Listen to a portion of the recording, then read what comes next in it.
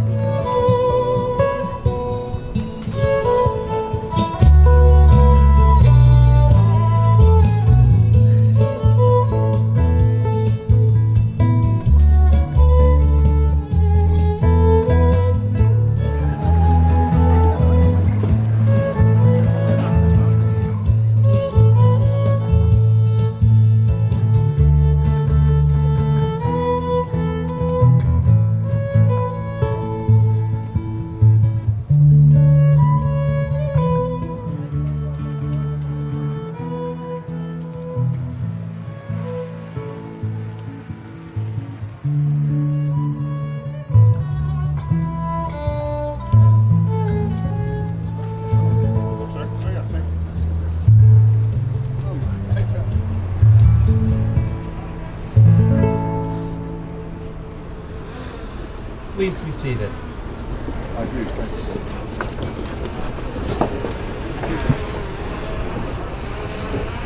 Who gives this woman to be wed today?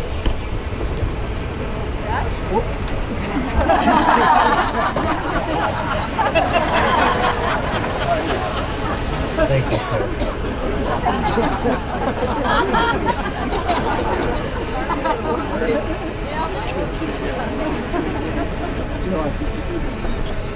Dearly beloved, we are gathered here today to celebrate Shay Michael, of course, but with the past year we have all had, this event is much more than that.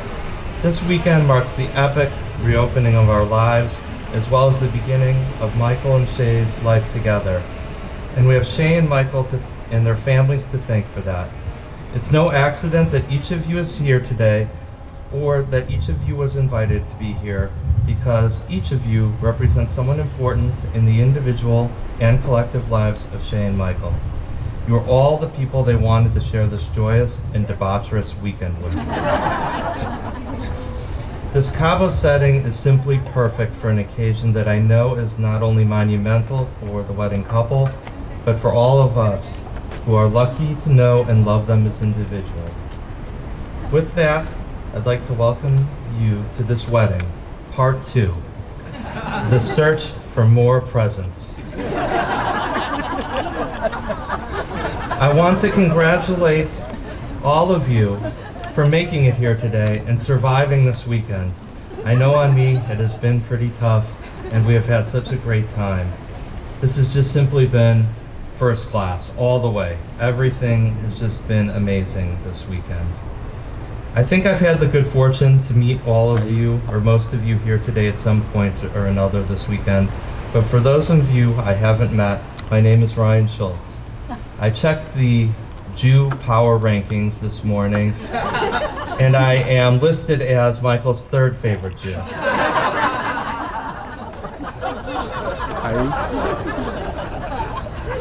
So I went down a slot as well. I first met Michael when his cousin Lisa and BJ, who I went to law school with, were dating/engaged. I really am not quite exact on the timing, and you'll have to excuse me, but Michael is somewhat to blame for my memory issues.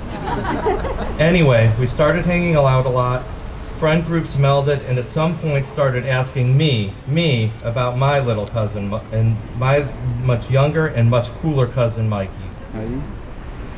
Fast forwarding through a lot of stuff I can't talk about here anyway, because it's covered by attorney-client privilege.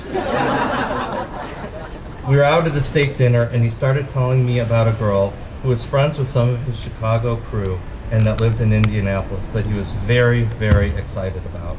She sounded great, but I couldn't help thinking that both were working with a pretty aggressive/desperate radius on their Tinder. As it turns out, he was telling the truth, and we must recognize Nikki and Claire for their role in introducing Shay and Michael. When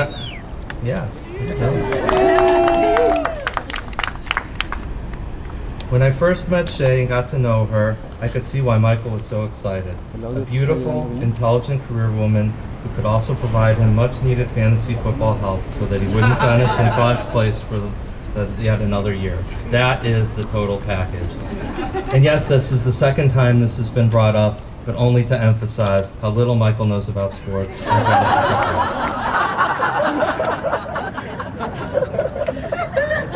Since they've started dating, I've been struck by how they both live their lives in the same way, to the absolute fullest, bonding over their mutual love for design, food, travel, skiing, and of course, Charlie. With friends and family present, bringing people together for good times that always seem to surround them.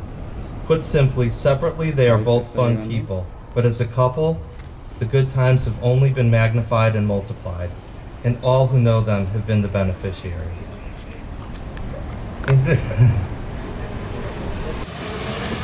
In considering the future of their relationship, both told me that they were both deeply influenced by their parents and extended family. So I think now is the perfect time to recognize and thank those people that are here and those who have passed but could not otherwise make it. Michael's parents, Sherry and Dorothy.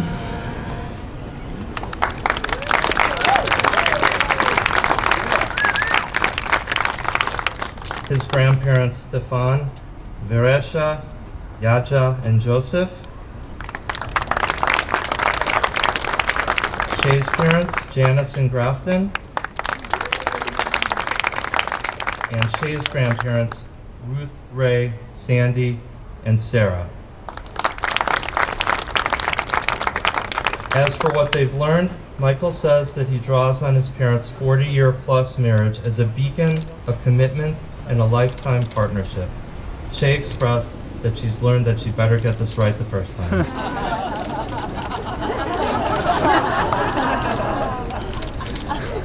I know how deeply Michael and Shay care for and love for one another, and I feel privileged to be here today among all of you as a witness of their commitment to a lifetime of love for one another, and am honored to be asked to preside over this special occasion. So, without further ado, let's get down to business. Originally, the couple was going to exchange their own vows, and then Michael lost his voice, and I suggested that Shay, as usual, just speak for him. But they decided to go with the short version. So, I'm going to ask you to exchange your vows now. Michael, do you take Shay to be your wife? Do you promise to love, honor, cherish, and protect her, forsaking all others and holding only unto her forevermore? Yes, I promise all those things. I do. And Shay, do you take Michael to be your husband? Do you promise to love, honor, cherish, and protect him, forsaking all others and holding only unto him forevermore?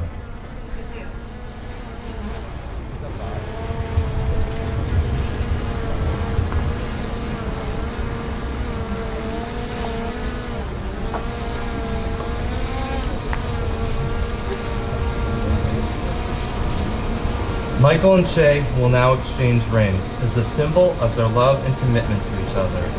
Rings are a precious metal. They are also made precious by you wearing them. Your wedding rings are special. They enhance who you are. They mark the beginning of your long journey together. Your ring is a circle, a symbol of love never ending. It is the seal of the vows you've just taken to love one another without end.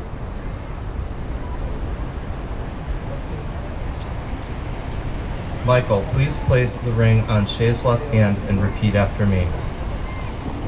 As a sign of my love, that I have chosen you above all else, with this ring, I thee wed.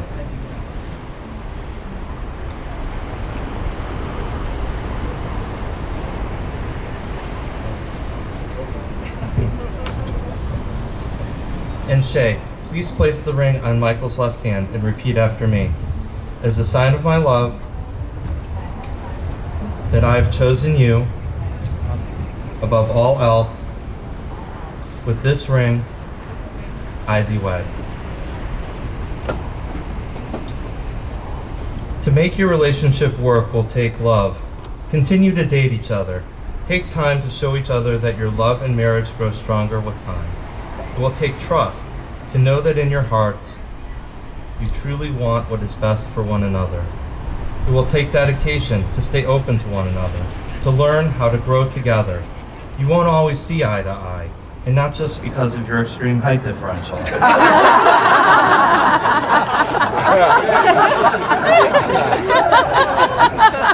As someone that is married and has been for over 10 years, I offer a little advice to Michael. Pick your battles. Only fight for the things you really care about and surrender the rest. And after you fight for the things you care about, it's probably best to surrender those too. It will take loyalty to go forward without knowing exactly what the future brings. And it will take commitment to hold true to the journey you have both pledged today.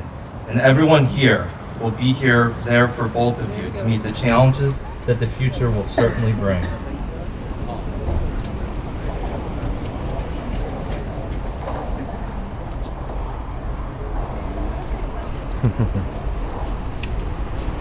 Baruch atah Adonai Eloheinu melech haolam she'achianu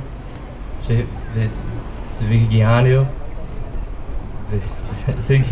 lazman hazeh. Blessed are you, O Lord our God, King of the universe, who has granted us all life, sustained us, and allowed us to arrive at this time. And now for the final part of the ceremony.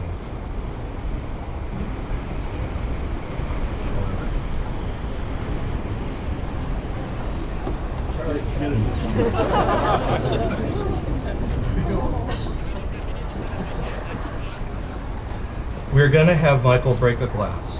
For those of you that are not Jewish, no one's perfect. Also, not surprisingly, as with most things involving the Jewish folks, the reason behind this tradition is not really agreed upon. According to the internet, the breaking of the glass symbolizes the destruction of the Jewish temple in Jerusalem thousands of years ago. Couples include this tradition in their wedding as it symbolizes the absolute finality of the marital covenant. And as Michael and Shay's rabbi/cantor in Cleveland stated, it is the final time Michael will be able to put his foot down. So Michael is going to attempt to break the glass. After that, we will all shout Mazel Tov, and then I will announce the couple. Michael, you have the floor. Mazel Tov! And now, by the power vested in me by myself it is my honor and delight to declare you both married. Go forth and live each day to the fullest. You may now kiss the bride.